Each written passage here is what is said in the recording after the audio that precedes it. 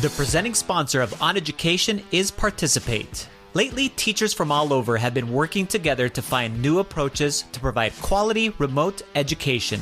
Participate's sister company, Participate Learning, presents United We Teach, a global gathering place for educators to share distance learning resources as we navigate these strange times. For these resources and more, visit participate.com/oneducation. So I need people to understand the feelings that they're feeling right now. Black people and people of color have felt it for a while.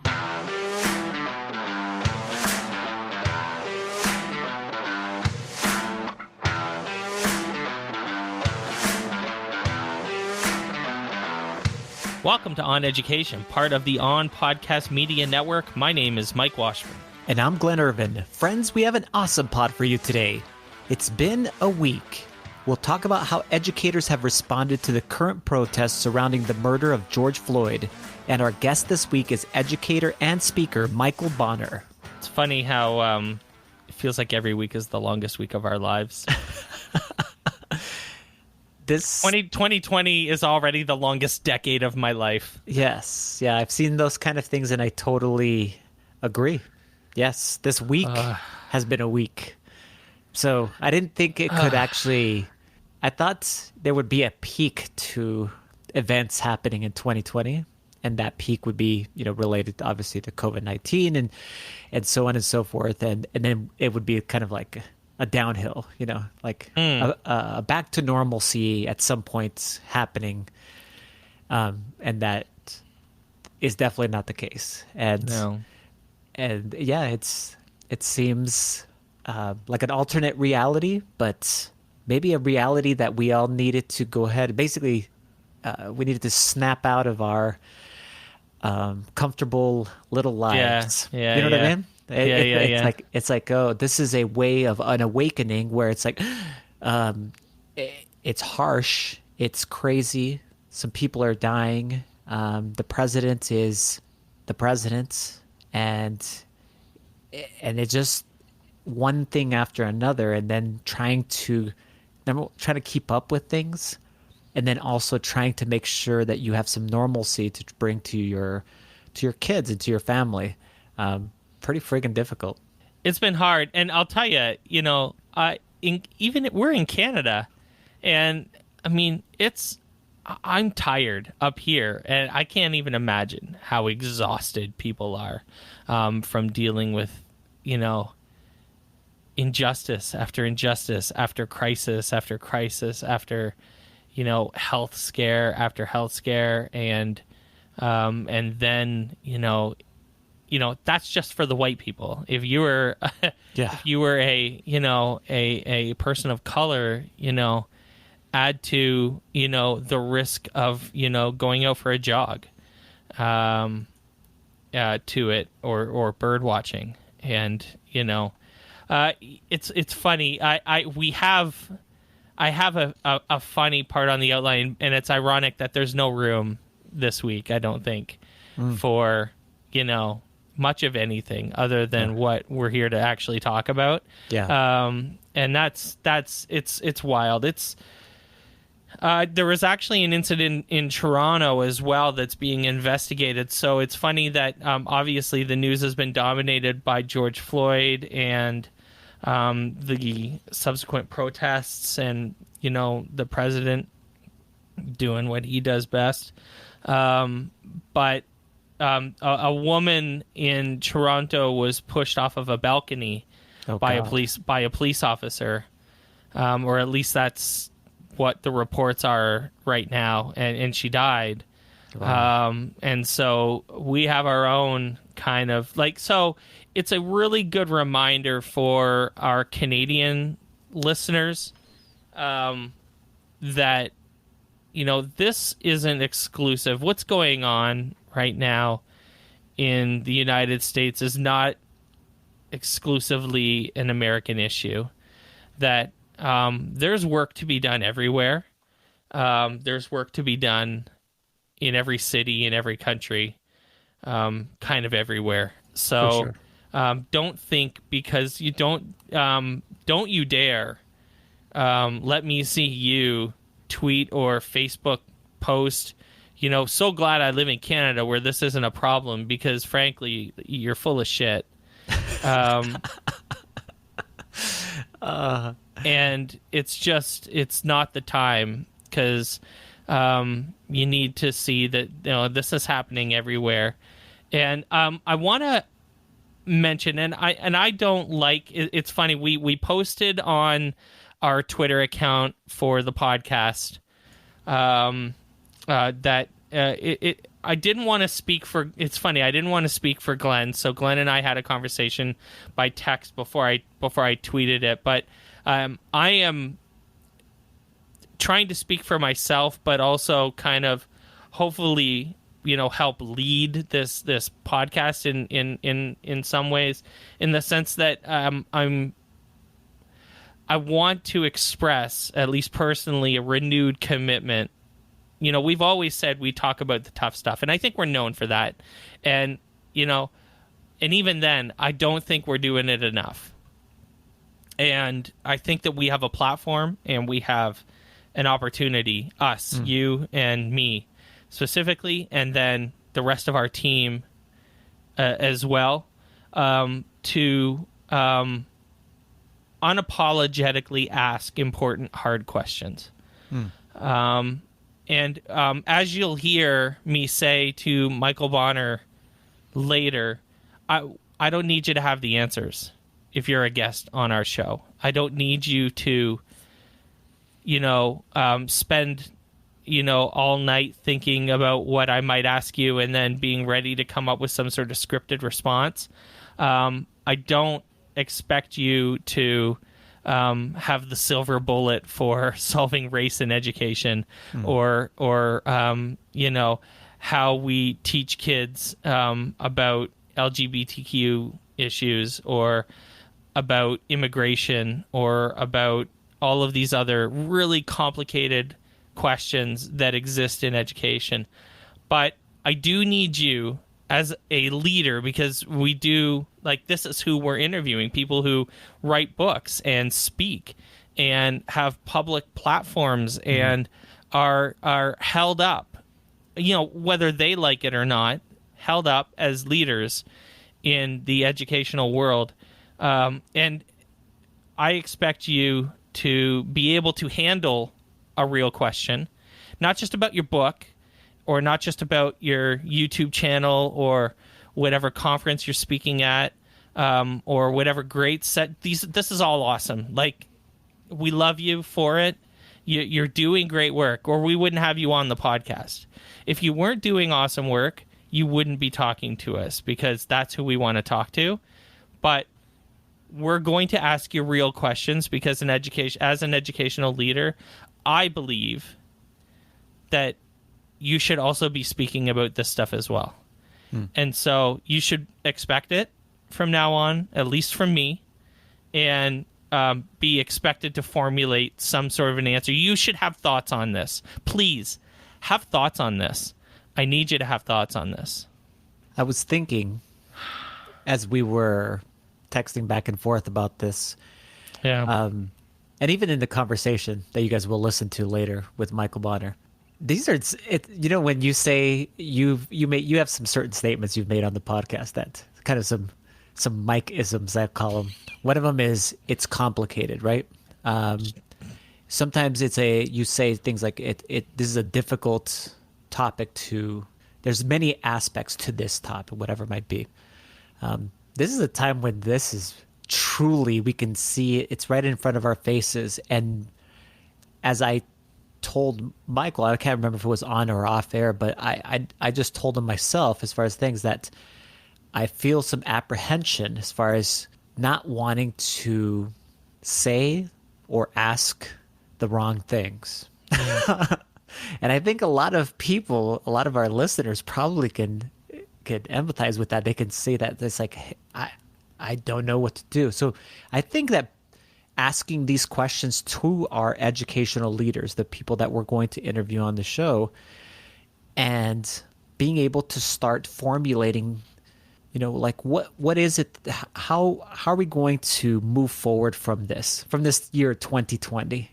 because it's not only a year of crisis of a epidemic as far as a medical crisis, but it's definitely shaping up to be this gigantic possible movement. There's a societal crisis now as well.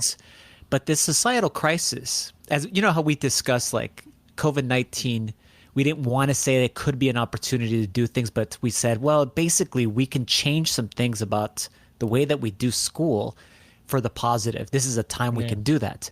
Yeah. Well, this is a time that we can go ahead and do something as a society to change the injustices that have been prevalent for centuries, as the beginning of this country.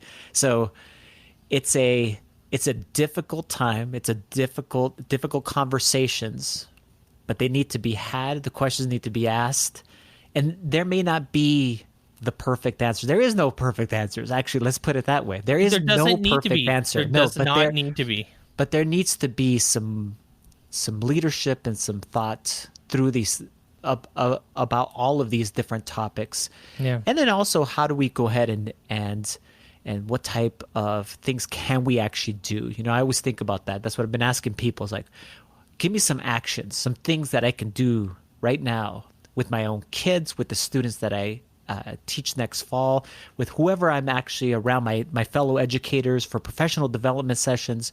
What are some action things? And I think that educational leaders should be able to give us some of those things too. We've never needed people to be perfect. I mean, if you're just running around expecting your educators and your educational, these whoever's, these edu celebrities, if you want to call them that, I don't care anymore what you call them, but these people, if you're expecting them to be perfect, you're wrong, and you got to stop. But you got to allow them, please. We also have to allow everyone. We all have to allow each other to have the conversations, and to not necessarily be able to frame it word for word, pitch perfect. We got to be able to make mistakes and learn from those mistakes and move forward together without animus, coming from that. And I hope that, you hear more from us in that vein and in that way. Joe Truss, who I'd never heard of on Twitter, but I'm following him now because he wrote a hell of a tweet, hell of a thread that we're gonna link it in the show notes, but yes. at the start of it just says to white educators today, you're posting about social justice, buying anti-racist books, following brown folks, and temporarily changing your profile pictures. Here's what I need you to do tomorrow. And I'll tell you, if you're a white person, or I guess whoever, but if you're a white person and you're thinking, what can I do? There you go. Like this is the Cole's notes for what you can do to not just say that you're supporting people of color and that you're anti-racist, but actually showing it in tangible, real ways. Just like we're going to try to use this platform to do that a little bit. And so I think this thread was good. It was an important read. It's something I'll probably save and come back to every once in a while, just as a reminder. For sure. And I will be the first to admit, growing up as a half Mexican, half white kid who really didn't give a crap about school, social studies, history, whatever it might be in general, I missed a lot of things.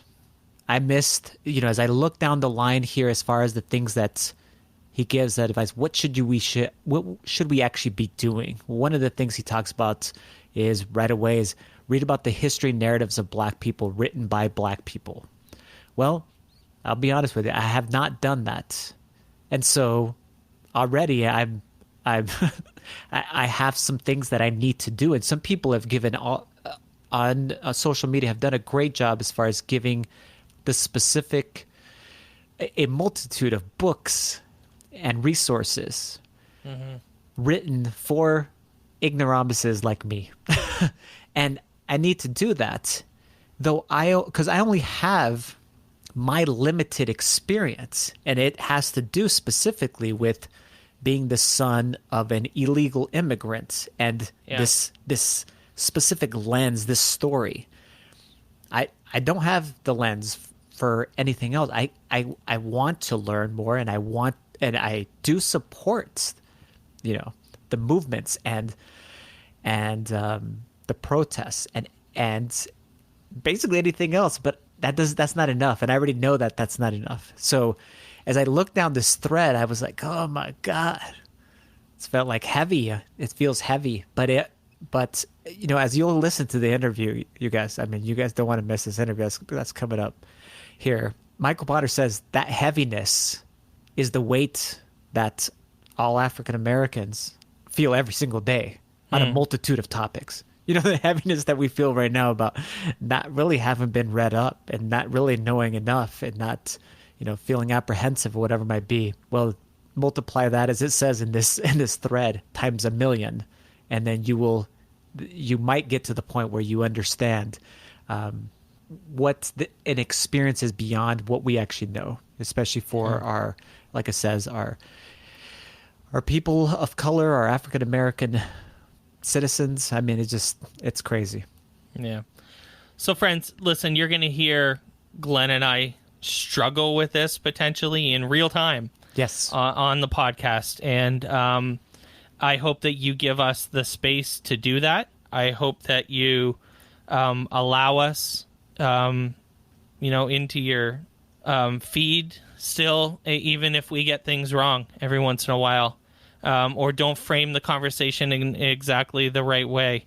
We're learning, and one of the things that we're committing to is this learning and having this conversation a lot more, and having more guests that can talk about this and help you work through this as well. I think that that's one of the services, Glenn, that we can provide is bringing on folks that can help the people who are listening work through this. So they'll help us, you and I and our team, but they'll have the added benefit of obviously helping all of the people out there that are listening that are struggling in some of the same ways that we are.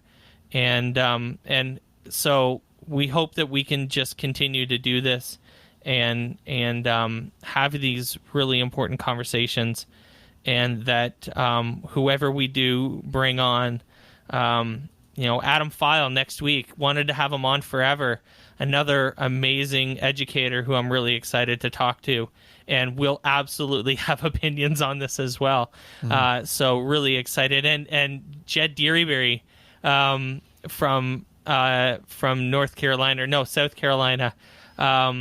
who is very outspoken on Twitter, and we'll have, we have these folks that I think are going to be super helpful with us as we move forward. And it's almost providence, maybe, that that we've been able to line up some guests to come on, not knowing that we were going to have to pivot into this sort of conversation, but I think we have the right people to help us through it.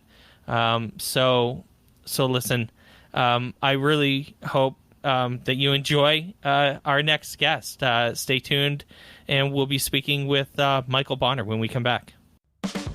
GoGuardian helps thousands of K-12 school districts maximize the learning potential of over 8 million students. GoGuardian's products enable productive and safe digital learning by helping educators identify learning patterns, protect students from harmful and distracting content, and support mental health. To support schools during their distance learning transition, GoGuardian is offering free access to their entire product suite until the end of the school year. To learn more about GoGuardian and download their free resources about distance learning, visit their Distance Learning Resource Center at goguardian.com/distance learning. Welcome back to the podcast, everyone. Our guest this week is a Ron Clark Academy teacher in Atlanta and a renowned and respected presenter and keynoter and author. Welcome back to the podcast, Michael Bonner. Hey man, it's a pleasure. I miss you guys so much. Like I wish we could do a live podcast with a brunch and some drinks and just education. Right? One day when COVID goes away. Right. Well, we'll be at ISTE and hopefully things come back, and maybe if you can come to ISTE, that's where it happens. So we invited you on a few weeks ago, not knowing that, in addition to a health crisis, which is what we kind of wanted to talk to you about, that we'd have, multiple crises that we'd end up having to discuss. And so, we appreciate you coming on in what are obviously incredibly complex and tough times. Right. So first, how are you? How you doing? How's your family? I am doing better. Last week I was extremely feeling heavy. Being around my family always recharges me. My parents live 4 acres on a farm. There's no noise. I'm in Atlanta, complete different contrast. I'm able to sleep. I was able to eat good and to love my family. So everybody's doing well. We are aware of what's going on in society. And everybody's just sort of trying to stay positive and figure out the best next action steps to make sure that we can make some type of change happen. Yeah. So what has teaching looked like for you during COVID-19? Yeah. We talked a little bit off air about what you guys are doing, but I'd love to talk about how RCA has been managing during remote learning. And, what's Michael Bonner's day look like? Right. So for us, we switched to remote learning within a week. We tried to teach classes on Facebook Live. Did not work out as smooth because you don't have the interactions from the students. They're trying to chat in the comments. So then we switched over to Zoom. And our school, we always push on top of, high instruction relationships. So we came into the concept with COVID-19 of what can we do that's best for our students. So we went from having a full day, because RCA will go from 7:30 until 4:30 easily. We trimmed our class schedules to 9 to 12. I teach 6th and 4th grade, so I had 30-minute sessions with each class. They have technology devices at their house, and we use Google Classroom. And I just try to make sure I didn't overwhelm them, but still figure out a way to engage them. And I knew quickly that people didn't understand, if you were a terrible teacher in the classroom, you're probably going to be terrible online. So you have to figure out how to switch some stuff up, because I was trash online at first. Like, I was like, oh my gosh, this is terrible. Ideas and lessons were failing, but it taught me something very quickly. And I'm so glad, because I touched on it at ISTE, is that our education system has been yearning for some type of reformation or change. And COVID-19, unfortunately, with all the crazy things that's happened with it, it's forced us to change. Students can learn anything that we're teaching them from YouTube or Google.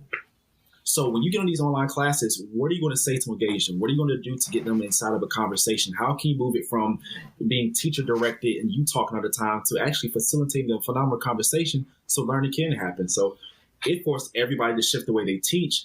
It forced everybody to adapt, but I'm grateful for it, because if you are open to adapting, you're open to becoming a better educator, or better in any sense. Do you have a sense that RCA is going to be open in September? Have they given you any guidance on what's coming up in the fall? I know. I think that there's been some guidelines released just the other day about Georgia schools. I don't know how much a private school follows those kind of guidelines, or how close they stick to those. We follow everything from the CDC. Mr. Clark and Mrs. Bearden doing a phenomenal job of keeping their eyes close to it, because we also operate as a training facility.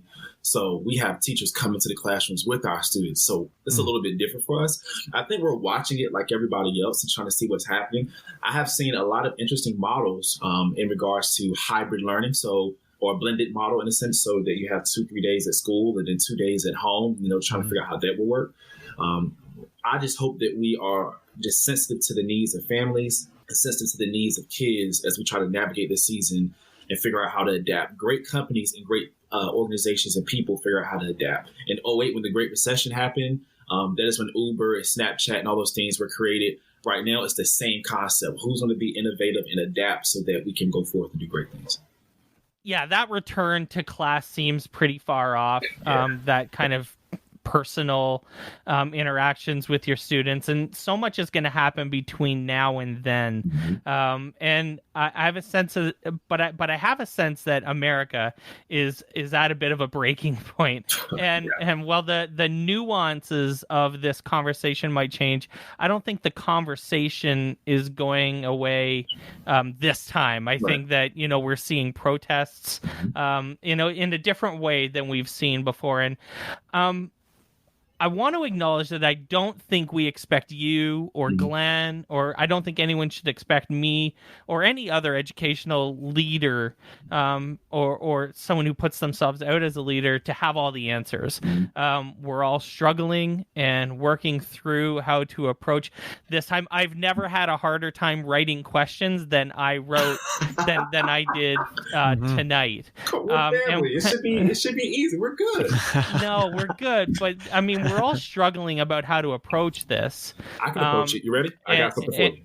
Yeah, and so I actually want to know what you're going to say to your students.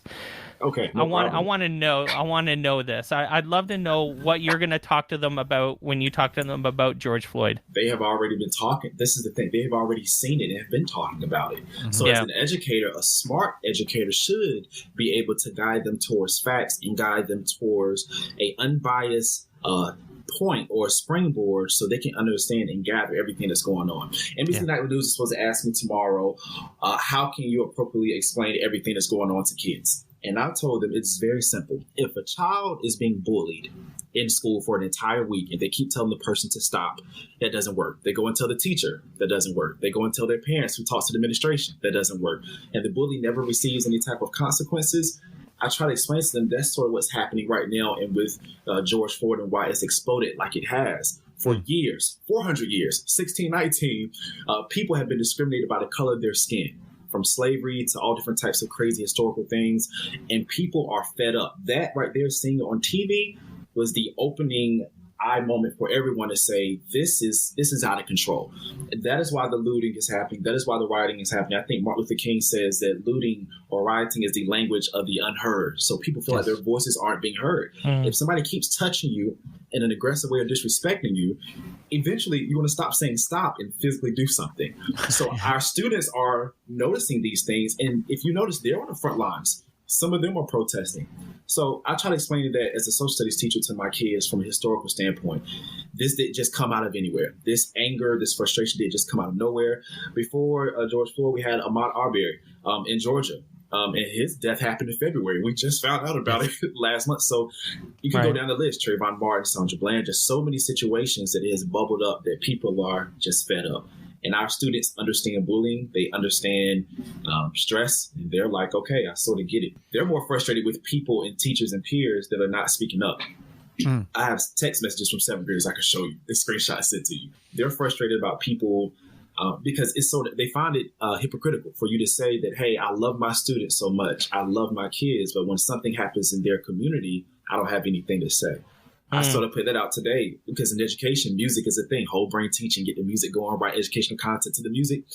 And I know for me, I have used music and beats and stuff from the hip hop area. And I feel like that's a little difficult to use something from that culture when something happens to that culture. I don't have anything to say. Same thing with the kids being detained at the border, right? I go to Taco Tuesday all the time. But when something is happening with them, I don't have anything to say.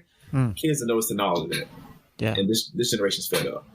Following along with that, I actually work in Minnesota, and our district, which isn't uncommon, unfortunately, hasn't said a thing about this. And I think many times educational leaders, though I have seen some of them on social media throughout the country, they do the safest thing possible. I just feel like they weigh out all the options and they're going to go with the safest route possible. So we have families and our students that are students of color.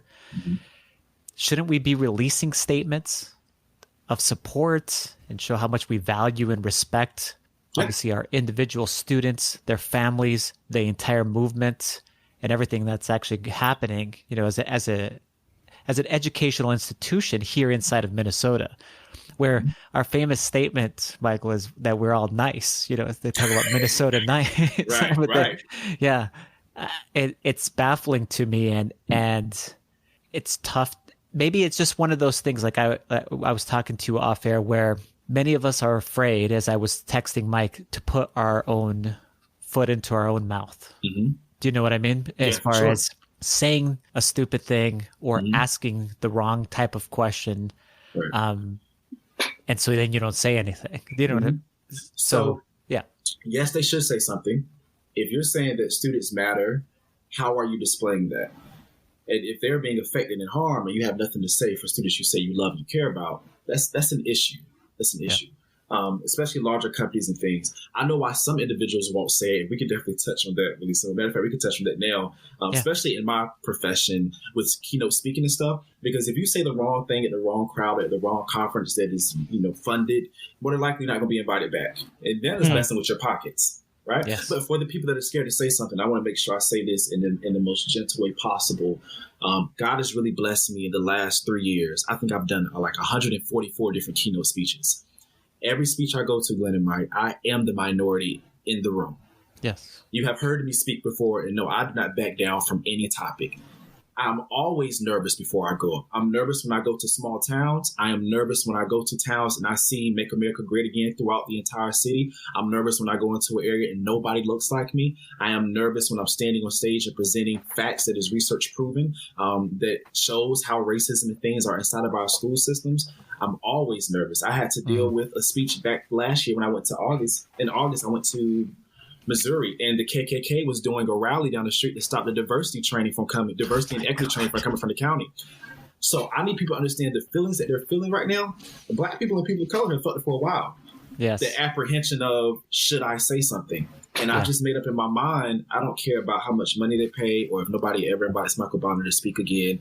I have to say this if I say I truly love my kids because they're watching and they're listening. So if you feel the apprehension, that's why I have certain people that I talk to. I have some of my friends from the Hispanic culture. I have some friends from the Asian culture. And when I'm unsure about something, I ask them. Like from my county is a good example. When somebody that speaks Spanish, they will automatically assume that person is Mexican. I'm telling you, bro, I had to learn that's one of the most offensive things that you could ever do, right?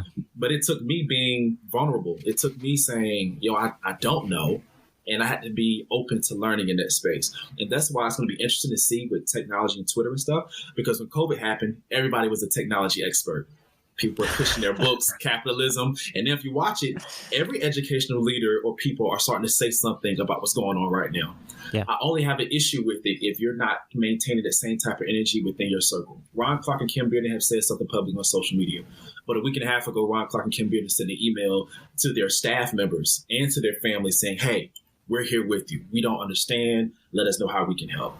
And that's why I think the conversation needs to go. You may not always know, but taking action and not taking action are both still actions. Nothing's neutral. I think I'm learning myself, how to center, you in this conversation, for example, and centering the students in the conversation as opposed to, other ways that things can be framed and learning. No, I'm trying not to be afraid, like Glenn is saying. I think that one thing that we're trying not to do is be afraid of making the mistakes, and knowing that, we have friends like you and a bunch of other friends that can say, here's an interesting way to frame this that might be different than the way you're thinking now, and not have that come back to us as contention or anger or anything like that, but as a friend. And it's important to have that kind of a conversation where there's, mutual respect, and that we're all kind of learning together and trying to move some things because definitely it's time to move. It saves you. I have my best friends. I have a phenomenal circle. When the situation with Ahmaud Arbery happened, I made a Sunday talk video because I've been doing that now on social media, just trying to try something new. The first one was so full and of emotion and anger that my friends told me, don't put that out there. Because when I listened to it, I heard your pain, I heard your anger, and I didn't have any takeaways from it. So you're actually confirming what you already know. Having a trusted group of people that you can run ideas through and you can be vulnerable with, and they know you're not trying to be offensive, is what's going to help us move forward and make something magical happen in education, because we need it, and I'm here for it. one of our favorite educational tech companies, which we believe actually it really does a great job of connecting educators to a specific product without it feeling fake. That's what I actually told them to their faces, Right. and that is Flipgrid. And they went out there and stated their support, and they had a statement on social media that they said, "We stand with Black and African American communities as we work to build a more just, equal, and safe world. Our mission has always been to empower every voice and respect diverse voices of others." I'm thinking about anybody that's related to anything that has to do with education in general. So big corporate entities like Pearson, Yes. to any little type of companies themselves. I think this is the perfect time for them to put out those types of statements and really stand behind them to say, now what can we actually do to be able to support whatever is that's next? That's really what I'm thinking of right now, is like there's this moment, it's happening right at this moment. But I also grew up in the 90s, and there was this incident in the 90s that burned half of the city of LA with Rodney King. Right. And it seems like this is a repeat of that. And then if we just flash back even a little bit further back in the 60s, I mean, I'm just thinking of all of these things, and it feels like we haven't quite done a good job of actually doing the right action steps. Because racism, which is a social construct, has been embedded in so many different systems that we do on an everyday basis, from social media to media companies to the law system to the hospital system to the education system. But we have to remember, and I'm so glad, shout out to Flipgrid. I use your products. I love you. Thank you for making great technology, a great application. You have to understand that there are people that run those companies, and we don't know if they have their own biases and stuff or whatever. So when you're talking about stepping out, and if you think about too, stepping out right now is if you make a public statement, people are going to hold you to that, right? That's what I love about being a teacher who speaks, because I can on stage and give you all the educational theories and research, but at some point you're going to say, is Michael really doing that in his classroom though? So when people stand up and say Black and African lives matter, okay, let's see how you maintain that energy throughout the course of the rest of this year. And I don't think people are necessarily ready for that, and I hope they are. Because people are going to be looking for that. I'm so grateful that Flipgrid do it. Other big companies should do it because it's needed. Yeah. I mean, friends, ed tech companies, if you're listening, you can't say you support students and communities by offering discounts and sales. This is a time where you need to say you support students and communities by actually supporting students and communities and showing them that you understand them, you hear them, and you're listening, and you're going to work with us and with anyone else to have their backs during this time. I don't need your discounts. I need your voices, and I need your platforms. And that's what we need the most. I think that, it doesn't surprise me knowing the folks at Flipgrid as we do. And we've dealt with them a lot, that they would be out with a strong statement like this, which is great. Glenn's point one more time, Mike, I'm sorry to cut you off. No, that we have to remember, because the golden rule in school, treat others how you want to be treated, like it's embedded in us. But our society, we are a capitalistic society. We don't fully run off of morality. If we ran off of morality, the stimulus package that needs to come and happen now will already be passed, and people wouldn't be rushed to go back out to work because they had to open the economy because we needed to make more money. So when it comes to people making statements, they may affect their bottom line. I can see why they're like, okay, maybe we don't. Because if I say this, I may lose this donor, or I may lose this fundraiser. And I just made up in my mind, if I'm honest, y'all, during COVID-19, I've been teaching myself how to day trade, learning about the stock market, because I know I don't want what I make to be tied to the biases and opinions of somebody else. And as an educational consultant, speaking at ST and other big conferences, I may say something one day that, even though it's true, you don't need to hear Michael Bond. Oh, my man, you can count on me doing it. Hey, so. It's crazy because it's a weird thing. It's a weird thing, man. It's a weird thing. No, I gotcha. So I'm curious if you've thought at all about the narratives around protesting and rioting and looting? We know a lot of the bad actors in these situations, we know now, I guess, aren't tied to the actual protests in a lot of cases. We're learning kind of some things as we go, but we've certainly learned a lot about what's going on out there on the streets during this time. Our students and your students in Atlanta are absolutely, as you've said, they're already thinking about this and asking about this and talking about this. So I'm curious about your thoughts specifically on how we're talking to our students about protests and about riots and about looting and the narratives and the how, you know, even those words have become, you know, politicized and racialized in some cases. And that's pretty crazy too. This is so good. All right, so do it, Mike. First off, let's do this. Okay. Oh my gosh, my mind is going to so many places right now. So let's start here. With protesting, our students fully understand their First Amendment. It is amazing to me. First, let's get this covered. Implicit bias is bias you gain. It's how your subconscious is affected by culture or media. So the things that you watch, the things that you pay attention to. You have to be careful with watching the news because they can show you specific clips or specific situations that may be very biased. Then you must ask yourself, well, who owns the media companies that's controlling this actual concept? It is amazing to me in America how we actually have people who are frustrated about looting and protesting, but our country was founded upon it. Yes. When it comes down to us protesting and doing the Boston Tea Act, where they threw the tea inside a river, $1.7 billion worth of tea supposedly, and protesting against England with King George III because the unfair taxes, the intolerable acts, our country has been based off of protesting, and violent riots and stuff have happened before. Black Wall Street, things have happened before. So my students are understanding that history in a sense is repeating itself, and they're trying to figure out how can we stop this? What can we do to fix this situation? And they're starting to believe that there needs to be some type of overhaul to the system. With protesting, obviously, that's why I agree with the curfews. I was listening earlier. For some cities, they put in curfews so they can be able to see if you want to peacefully protest, you can do it during the day. But those that are trying to loot normally coming out at night. And it's been some of everybody looting.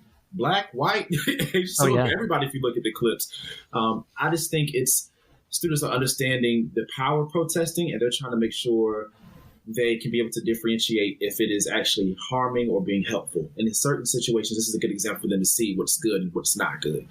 I've been pushing them to move past just protesting.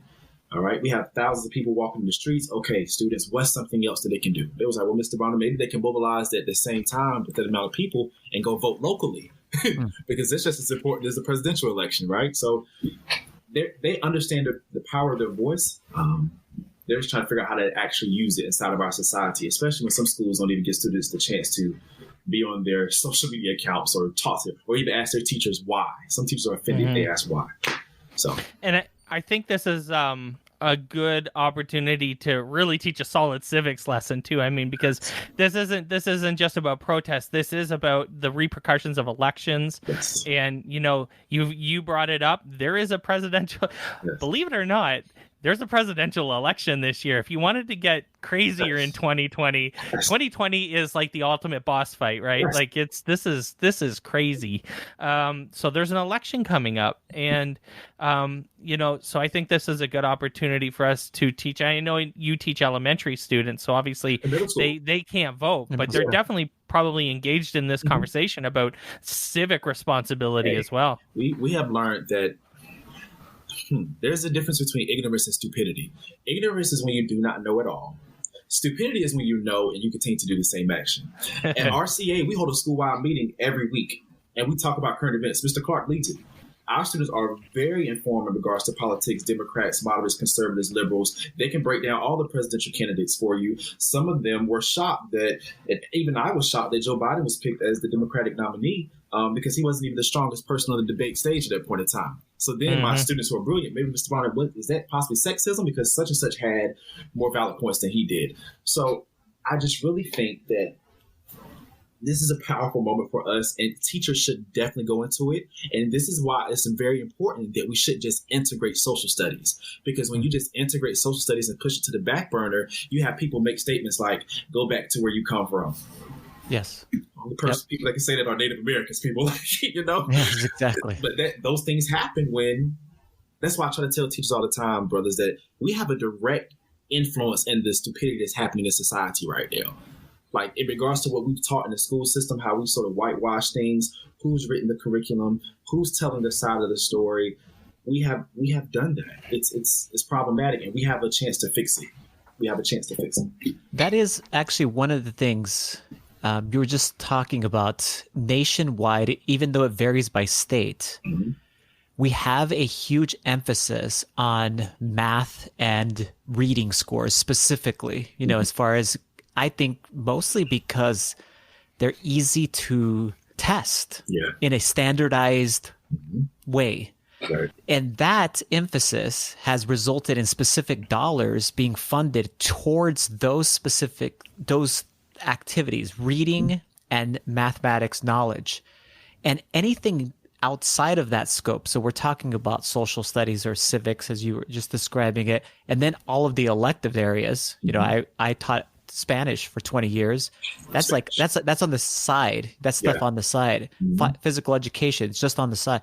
All of these things, we push them off. But that social studies thing is actually a really interesting point, because in many countries, not in the United States, but other countries, there's a huge emphasis on being civically minded and then doing what you need to do as part of that. And one of the things is voting. Mm-hmm. And we know that we just don't get very many people out to vote, compared to other countries. So you're right. It's a systemic thing that we've actually created. And probably it's not really a conspiracy, because I think it's the truth, it's purposeful. Oh, for sure. Is really, if you disengage the people and you really are like, it doesn't really matter who is actually the elected representative from the top, from the president to the people that sit on our school boards, which if you look at the voting on those local issues, they're horrid. Yes. Mike just talked about our presidential election. Well, that's just one. It's a big deal. It is a big deal, but our states are really heavily run by the state government, and local control in school districts is insane as far as it could be great or it could be horrible as far as what the decisions that are made locally. And I think people are just disengaged on all those things. They really don't ask the questions of those candidates, those people that are running for all those positions. Really, they don't even know. And this is the other part that's disgusting too, is how few people run for those positions. Yes. Isn't that crazy? Yes. And then who they actually are, those people, they are I'm just going to just say it, usually wealthy white men that own businesses in the area. I mean, that's really who ends up being on a lot of school boards in all of these local districts. What kind of decisions are they going to be? And watch how that unfolds when it's time to make important decisions, especially when they don't understand their privilege. When you start talking about bringing certain speakers in or certain tools and resources, of course, it's going to probably get shot down. That's why when I was at ISTE, I started a new keynote, Be Better. And I was trying to talk about how our education system needs some type of reform. Because if you ask me, and we know the education system was sort of built, just sort of copy the assembly line in a sense. We have a setup just like factories. So because of that, the education system at its foundation was never built to produce innovators and cater to entrepreneurs and have all the critical thinking, the analytical thinking inside of it. And now we have a chance to do it. But I know there's going to be a huge fight to try to tackle that and the inequities and stuff. Because if we really start teaching kids how they're supposed to be taught, we really start engaging them how we're supposed to, think about how many other businesses are going to crumble. Everybody's not going to have to work at McDonald's, even though I've worked at McDonald's and stuff myself. The prison system is going to actually begin to go down the population because we want to keep people out of prison, which is a for-profit type of company. So I need educators to really understand, yes, we're underpaid and stuff, but we literally do run this society. And how we educate our children and how we talk to them and how we get them to grow is going to determine what happens in the next 20 years. My father was heavy today as I talked to him because he dealt with racism as a child. And now he has to see what's going on with George Floyd and then inequities and stuff that are happening now. My nephew, I'll screenshot it, send it to you, sent me a text today saying, Uncle Mike, are you okay? Are you staying safe? He's 9 years old in the third grade. because he's learned what's happening in the news. So we have to do something right now. And I'm just trying to make sure I put it out there for all educators and people with platforms and educational companies. I need you to take a stand now, because from now on, I'm holding everybody, including myself, accountable. I picked up books. There's a book called This Book is Anti-Racist by Tiffany Jewell. I just picked it up because I need to learn the difference between, the non-binary terms and what the cisgender mean. Like, we all have work we have to do, but you can't just say, I don't know if I want to get involved with that. We're past that. We're past that. Yeah. Well, listen, Michael, anytime you need a place to come and talk, you know who to talk to, man. We're gonna do it. And hopefully when COVID-19 settles down and we get to see each other, that our paths cross, because it's always been great to see you and talk to you. Michael Bonner, thanks for coming on the podcast. It's my pleasure. It's my pleasure, brother. Thanks for listening to OnEducation. My name is Glenn Irvin. My co-host is Mike Washburn. OnEducation is part of the On Podcast Media Network. You can listen to this show and many others by great educators like Monica Burns, Mike Matera, Tisha Richmond, and many more by visiting onpodcastmedia.com. Want to get in touch with us? Check out our website at oneducationpodcast.com. You can tweet us at oneducationpod. Mike is at Mr. Washburn on Twitter, and I can be found on Twitter at IrvSpanish. You can find us on Facebook by visiting facebook.com/oneducationpod. We're also on Instagram at OnEducationPod. If you're enjoying the show and think others would too, we would be thrilled if you shared it with them. Please leave us a rating or review in Apple Podcasts or Google Podcasts. When you leave a rating, it gives our podcast rankings a boost. This helps others discover the show. We want to thank our presenting sponsor, Participate, for supporting us. Check out participate.com to learn more about them. Thanks as always for listening. Stay awesome and see you soon.